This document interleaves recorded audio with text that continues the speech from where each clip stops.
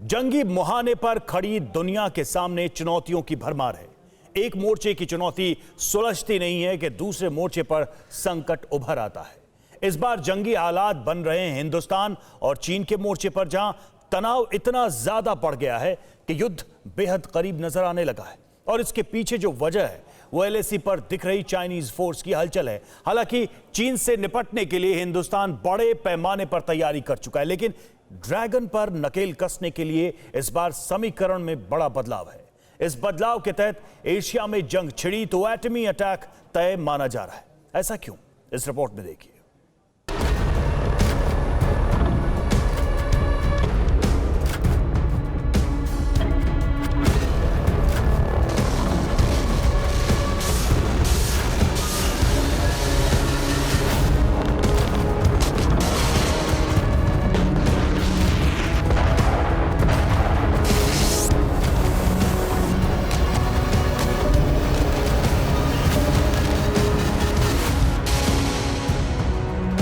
LAC पर फिर टकराव, जंगी तैयारी, सीक्रेट दाव।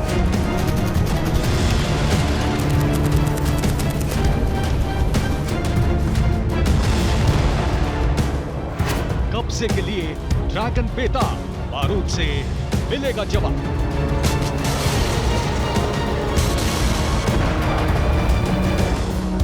एशिया में हुई तकरार तो असर सरहदों के पार।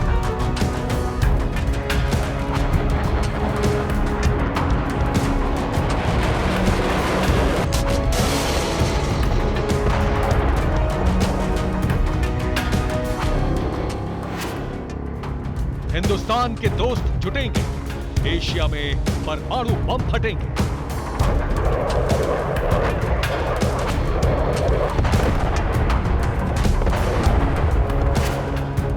गलवान कांड के बाद टकराव वाले हालातों पर नियंत्रण है, लेकिन ना तो चीन अपनी हरकतों से बाज आया, ना ही हिंदुस्तान ने चीन को लेकर अपनी रणनीति बदली और अब हालात फिर से तनावपूर्ण।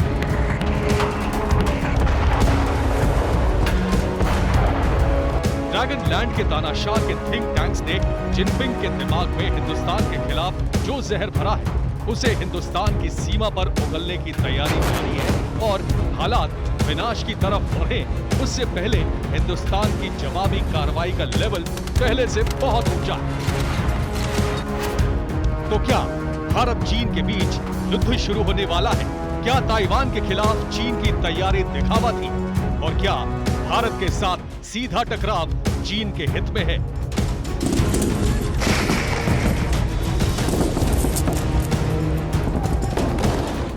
तमाम सवालों के जवाब चीन की दुनिया को उकसाने वाली हिमाकत से जुड़े हैं। इसलिए इन तमाम सवालों के जवाब में पहले सवाल का उत्तर ही हाँ की श्रेणी में आ सकता है। बाकी दो सवालों के जवाब सीधे सीधे चीन की बर्बादी की कहानी लिख सकते हैं। यानी ये तकरीबन तय है कि भारत और चीन के बीच युद्ध का वक्त करीब आ चुका है।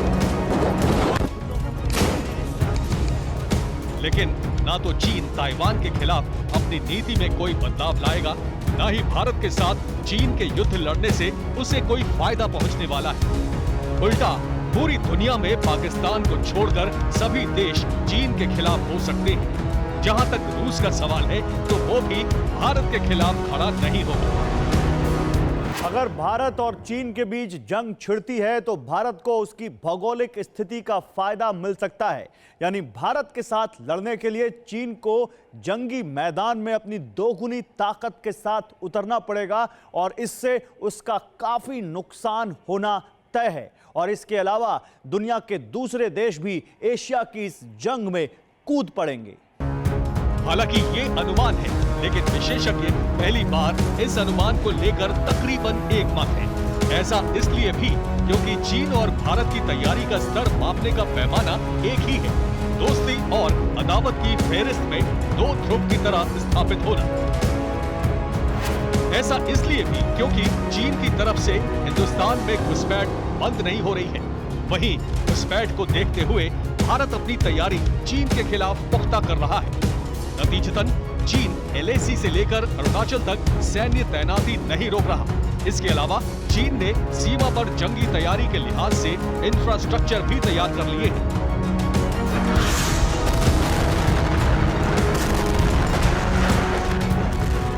मतलब साफ है कि निकट भविष्य में जंग की आशंका अगर टलती भी है, तब भी चीन का निर्माण जंग की आग को जलाए रखेगा और एक बार घोषित रूप से जंग शुरू हुई तो फिर इस जंग को रोक पाना तकरीबन नामुमकिन हो जाएगा, क्योंकि वक्त जिस तरह का बदलाव दिखा रहा है वो अदावत के बहाने पर कन्वेंशनल वॉर नहीं बल्कि एडवांस्ड और न्यूक्लियर वॉर की तरफ इशारा कर रहा है।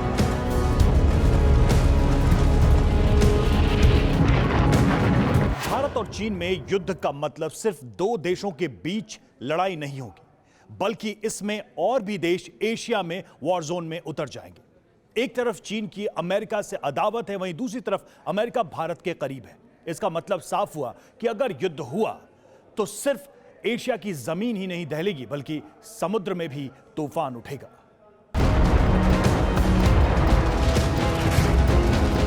चीन भारत युद्ध की स्थिति को लेकर अटकलों से अलग आकलन का दौर है और विशेषज्ञों का ये आकलन बहुत सटीक है। ऐसा क्यों कहा जा रहा है, इसका कारण भी हम आपको बताएंगे, लेकिन सबसे पहले भारत की तैयारी का वो स्तर देख लीजिए जो इस आकलन की पुष्टि करता है। एलएसी तनाव के बीच भारतीय सेना को मजबूती दी जा रही है। रक्षा मंत्रालय ने 3,800 स्नाइपर राइफल के ऑर्डर दे दिए। सौदे के तहत 78 लाख राउंड्स की खरीदारी को भी मंजूरी दी गई है। इस रक्षा सौदे के लिए भारतीय कंपनियों को RFI जारी कर दी गई है।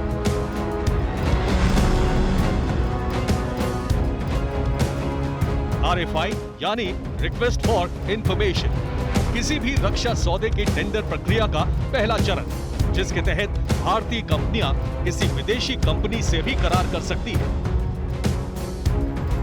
हालांकि चीन के खिलाफ जारी तैयारी में इस प्रक्रिया को अहम चरण मानने पर कई विद्वानों का मत अलग हो सकता है, लेकिन चीन स्नाइपर राइफल्स के मापदंड जिस तरह तय किए गए हैं, उनका इशारा साफ है कि तैयारी चीन के मोर्चे पर ऊंचाई से निशाना साधने के लिहाज से की गई है।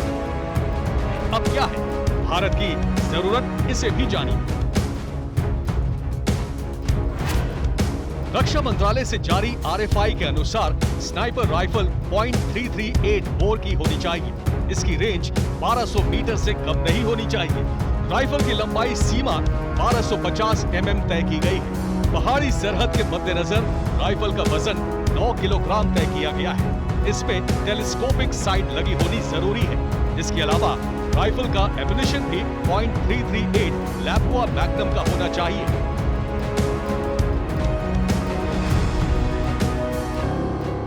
अगर इस राइफल की अहमियत को समझा जाए तो कन्वेंशनल वॉर के मोर्चे पर चीन के खिलाफ ज्यादा दिखती है, क्योंकि भारत चीन की सीमा पर इसी तरह की राइफल ज्यादा असरदार हो सकती है।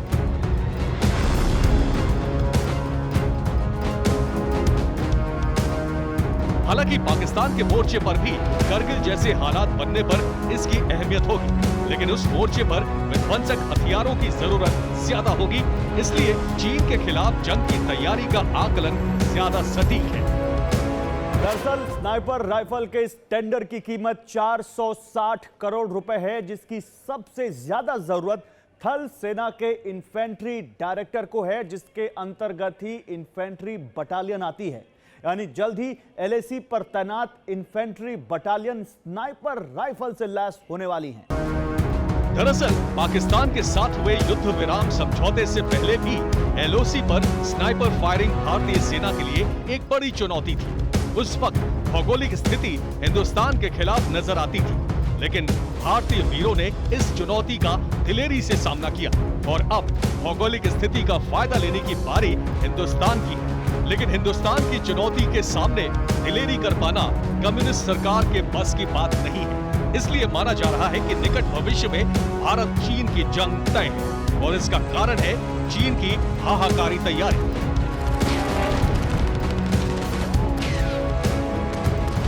दरअसल जून 2020 से ही भारत और चीन के बीच पूर्वी लद्दाख में तनाव बना हुआ है। दोनों देशों के बीच कमांडर लेवल की कई स्तर की वार्ता हुई, लेकिन फिर भी तनाव खत्म नहीं हुआ और 2020 से ही सीमा पर चीन ने अपनी सैन्य तैनाती बढ़ाई है और साथ ही हथियारों की तैनाती भी बढ़ाई है और इसकी वजह से भारत चौकन्ना है। यही स्थिति दोनों देशों के युद्ध की बड़ी वजह बन सकती है।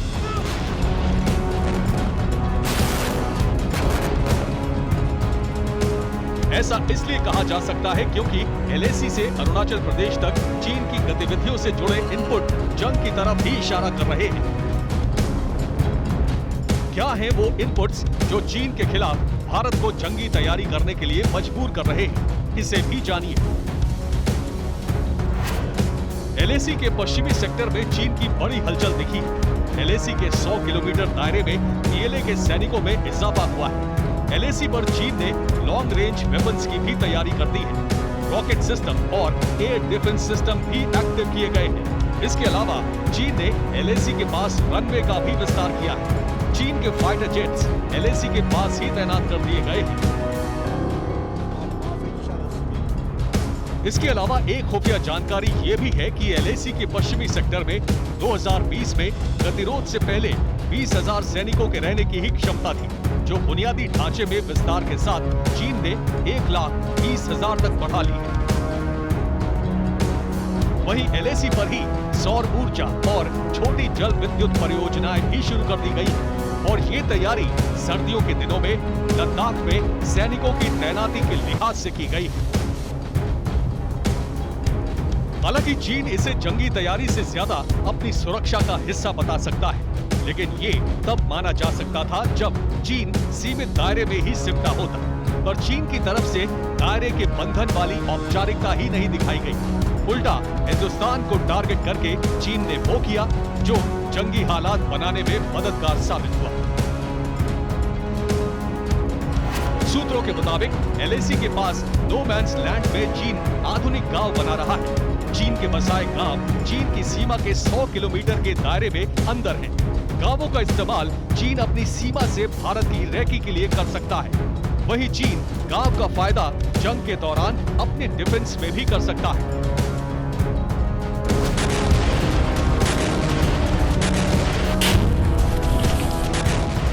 इसके अलावा शिनजियांग से लगे इलाके में भी चीन ने कई डिवीजन में बदलाव किया है, जो बताता है कि चीन की तैयारी हिंदुस्तान के खिलाफ बेहद हाहाकारी है।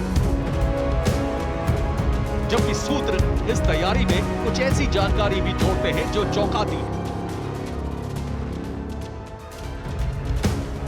सूत्रों के मुताबिक चीन LAC पर चौथी और छठी डिवीजन तैनात कर रहा है। दोनों ही डिवीजन के अपग्रेडेशन का काम चीन ने पूरा कर लिया है। चौथी डिवीजन से पहली पीढ़ी के ZTZ-88 टैंक हटा दिए गए हैं। इस डिवीजन को तीसरी पीढ़ी के ZTQ-15 आधुनिक टैंक दिए गए हैं।